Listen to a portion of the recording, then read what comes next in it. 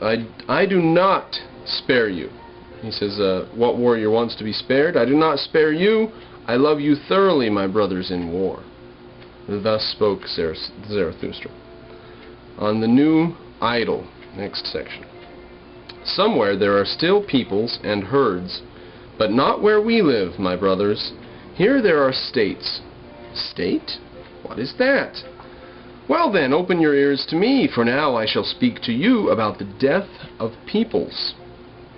Yes, this is an anti-progress sort of attitude, that civilization is a source of corruption. State is the name of the coldest of all cold monsters. Coldly it tells lies, too, and this lie crawls out of its mouth. Quote, I, the state, am the people. That is a lie. It was creators who created peoples, and hung a faith and a love over them. Thus they served life. So somebody had to assemble creators, or some creators had to assemble people into bands and groups and tribes and so on. It is annihilators who set traps for the many and call them state. They hang a sword and 100 appetites over them. Where there is still a people, it does not understand the state, and hates it as the evil eye and the sin against customs and rights. This sign I give you.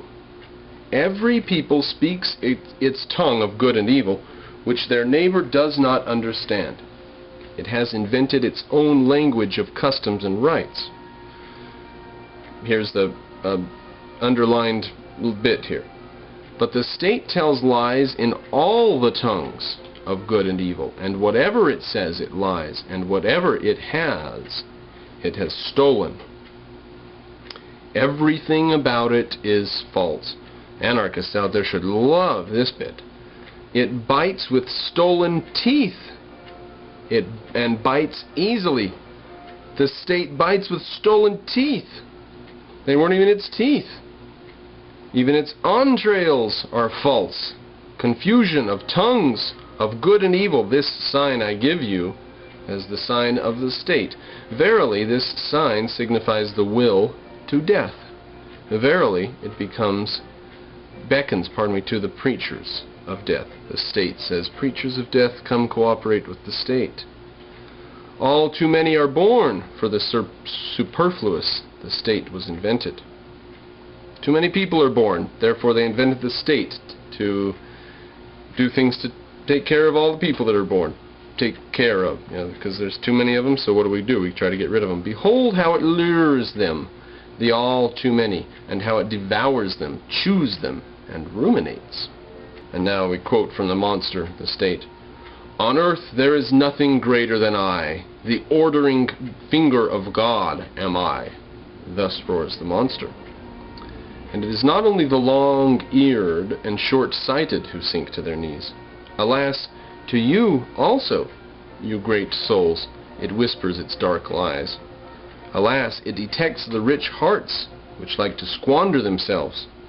Indeed, it detects you, too, you vanquishers of the old god. You have grown weary with fighting, and now your weariness still serves the new idol. With heroes and honorable men, it will surround itself, the new idol.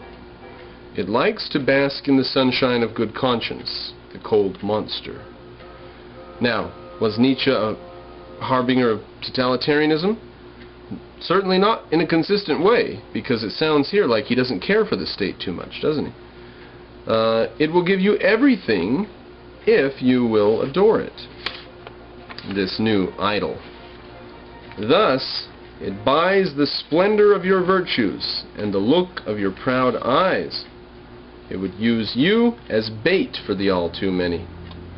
Indeed, a hellish artifice was invented there, a horse of death, clattering in the finery of divine honors. Indeed, a dying for many was invented there, which praises itself as life. Verily, a great service to all preachers of death. State, I call it, where all drink poison, the good and the wicked. That's where everybody is screwed in a state. Nobody comes out on top. A state where all lose themselves, the good and the wicked. A state where the slow suicide of all is called life. So, he sure does romanticize some sort of innate humanness. The human is greater than anything that can be devised by the human or something. He doesn't like the state, he doesn't like society, doesn't like custom, doesn't like tradition. Behold the superfluous. They steal the works of the inventors and the treasures of the sages for themselves. Education they call their theft, and everything turns to sickness and misfortune for them. The superfluous steal the works of inventors through education, and then they own the works of the inventors. And everything turns to sickness and misfortune.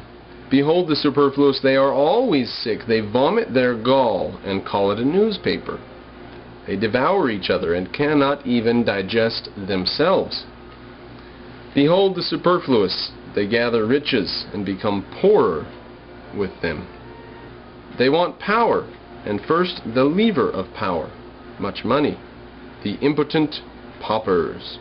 Watch them clamor, these swift monkeys. They clamber over one another and thus drag one another into the mud and the depth.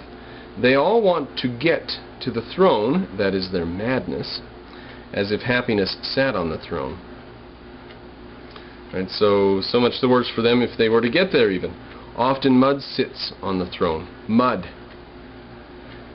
And often also the throne on mud. Mad they all appear to me, clamoring monkeys, and over-ardent. Foul smells their idol, the cold monster. Foul they smell to me altogether, these idolaters. My brothers, do you want to suffocate in the fumes of their snouts and appetites? Rather break the windows and leap to freedom. Escape from the bad smell, escape from the idolatry of the superfluous.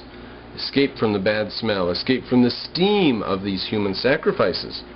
The earth is free. Even now, for great souls, there are still many empty seats for the lonesome and the twosome, fanned by the fragrance of silent seas. Does that mean there's a lot of land out there that's not taken yet?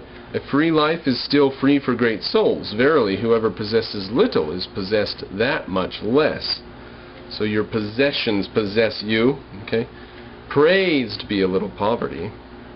Poverty is to be praised. At least a little bit of poverty certainly should be praised, right? Only where the state ends, there begins the human being who is not superfluous. There begins the song of necessity, the unique and inimitable tune. Where the state ends. Look there, my brothers. Do you not see it? The rainbow and the bridges of the overman. Aha! Where the state ends, the overman can come.